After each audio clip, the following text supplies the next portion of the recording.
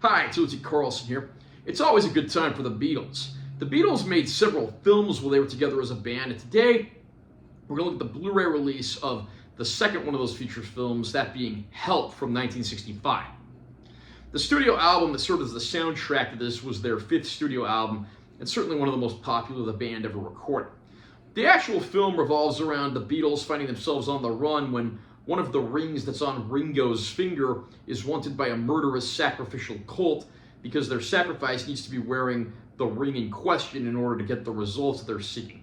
It's not long before they dispatch their agents out to try to get the ring, of course putting the Fab Four on the run, trying to get out of danger.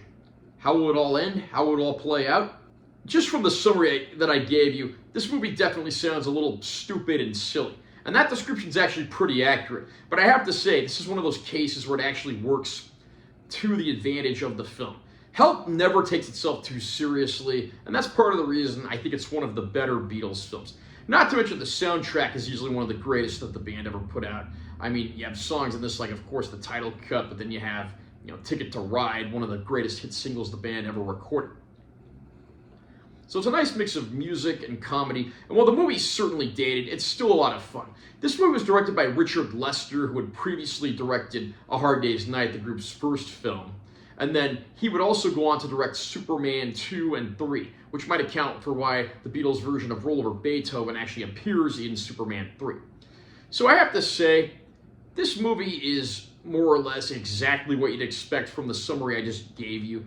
Whether you're going to fall in love with this one or just dismiss it as something silly that didn't need to exist, that's entirely up to you, but I do recommend that all fans of the Fab Four watch this one at least once. The movie was released on Blu-ray several years ago. It's a pretty good-looking Blu-ray overall with some strong colors, and the little detail's pretty decent. It looks pretty filmic, and it doesn't look like any noise reduction or anything was used, but I really think this one is due for a new scan. I mean, if we get a Criterion Collection 4K of A Hard Day's Night, does that mean one day we might have some hope for Help?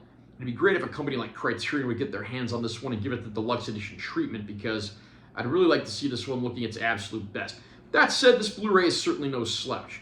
There are a ton of older archival bonus features on here as well. I'm guessing most of these date back to the DVD era. And if you are a fan of the Beatles, I think you'll have a fun time sitting down watching all this, and it will take you a while to get through it all.